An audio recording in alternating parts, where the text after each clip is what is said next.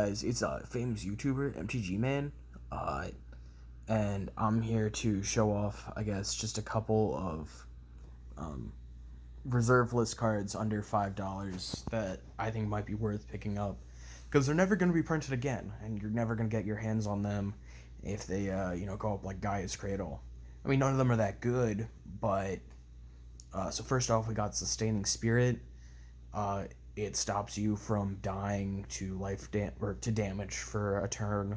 If you cumulative upkeep it, it can keep you around longer. I'm also glad that it's an angel, because I just didn't think Guardian was a type. Anaba Spirit Crafter. It's like one of very few Minotaur support, and I don't think there's ever going to be more Minotaur support, so grab it while you can. Liege of the Hollows is an interesting card. Allows you to put squirrels in, allows opponents to put squirrels in. I just think I think it's interesting. Guiding Spirit puts the top card of target player's graveyard onto the top of their library if it's a creature, which seems meh, like, oh, I can get my creatures back, but only if they're on top. But that's not really what you want to do with it. What you want to do is kill an opponent's creature while it's on top of their graveyard, make it so that they're redrawing it, so that it's just like they're just stuck.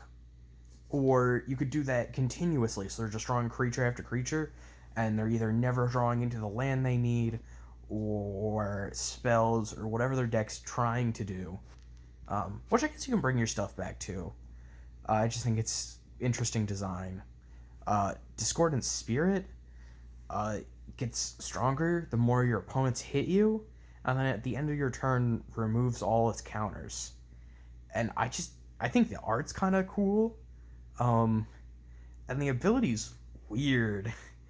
Like, just being able to be like, hey, you hit me, my Discordant Spirit's gonna get bigger. And then it also works as a blocker, because if your first opponent hits you for like 5 damage, that's a 7/7 you can block with. And it just gets bigger around the table. I think it's also really fun to fling. So I think you should check it out. Asmira, Holy Avenger. I don't think it's very good, alright? I think it's not very good. However, it's a legend that's never going to be reprinted again. And as far as reserve list legends, it's not all that bad. I mean, the ability, put a +1/+1 counter on it for each creature put into your graveyard. It's not a bad ability. It'll get big, and it has flying, so I think it has potential. Pygmy Hippo. This card is bizarre. Just like reading over that text. So if it isn't blocked, they empty their mana pool after putting all their mana into it. It does no damage, and then at your next main phase, you get an amount of colorless equal to the mana they lost. So, I don't know, I just think that's such an interesting... It's like Mana Drain, but like a creature, but like not like Mana Drain. It's bizarre. I mean, it forces them to cast things early and can completely throw off timing, or you get like an extra 2, 3, 4, 5 mana, and you can cast your big spells early. Phyrexian Portal is nothing like the one in Brothers War. So if you can't read that, like the top 10 cards, opponent separates them into 2 piles, exiles 1, and you search the other pile for a card and put it in your hand. So it's... What I find interesting about it is it's not mill, but it can easily whittle down your deck for you. And then you're also getting a card each time, and it's not a tap ability. So you're getting it multiple times a turn, and I don't think there's any, like, a good way to use this. I just think it's kind of fun.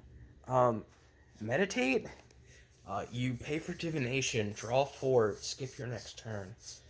This card is not good. At all. Like, at all. But I think it's interesting, just design space, like seeing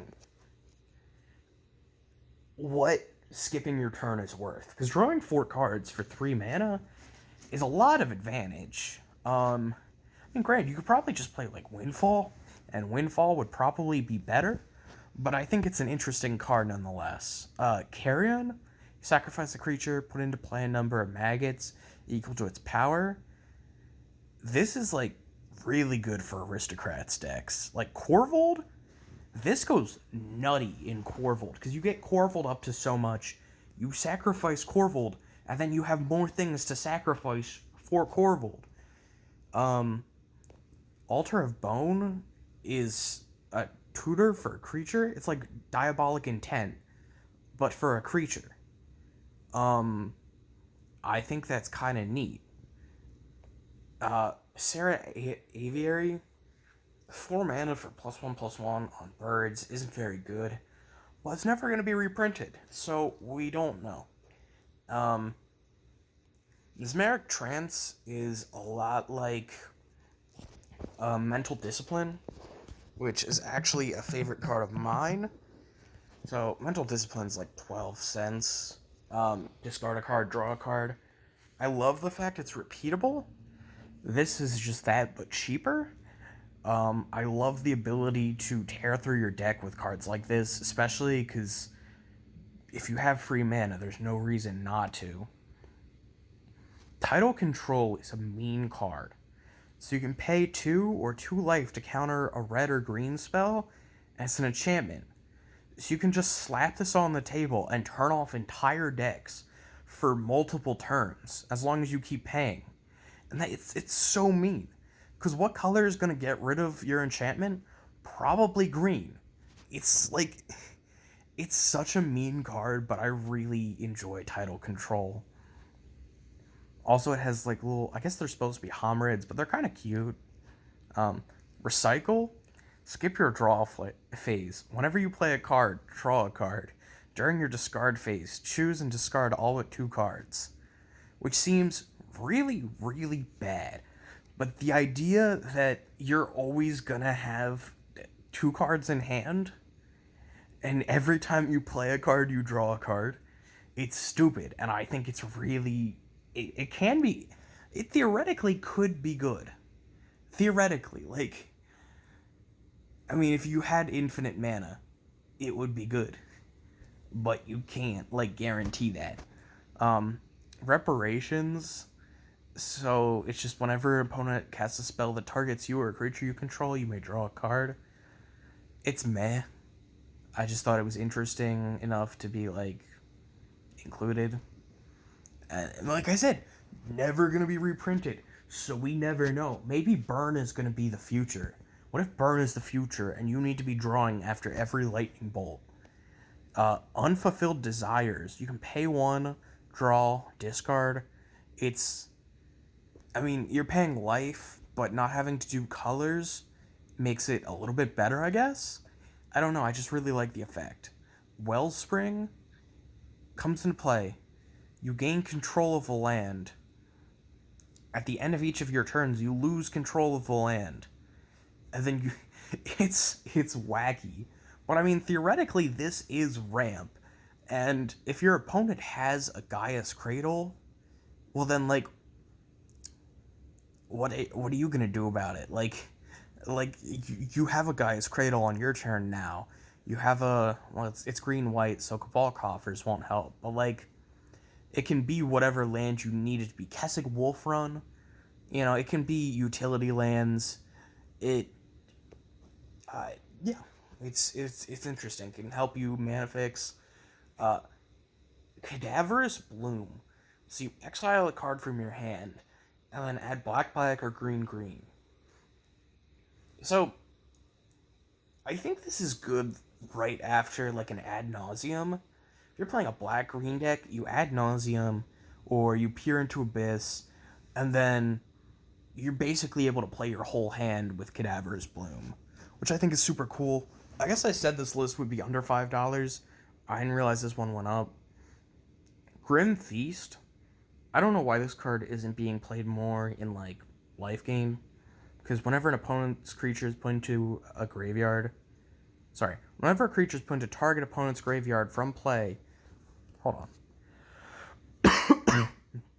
Sorry, it's just weird how old cards are written. But you're able to gain life. So, I mean, it's repeatable life gain. You're only losing one every turn. I think it's definitely worth it. I'm not even going to try and read that. Hold on. Right. So you cumulative upkeep each turn. And then for each of its counters, each opponent draws an additional card and takes damage equal to the number of cards they drew this way. This would be great if it was in Nekusar colors, but, I mean, you never know when a commander like Nekusar might be printed. I just think it's interesting. And then Earthlink, whenever a creature is put into the graveyard from play, that creature's controller sacrifices a land.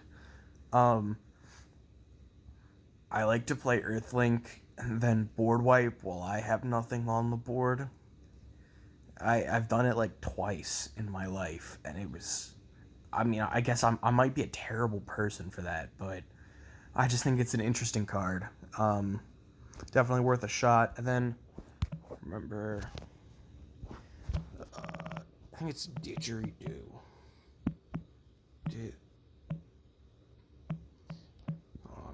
I forget if it's on the reserve list or not. No, not in the pipeline. Fuck off.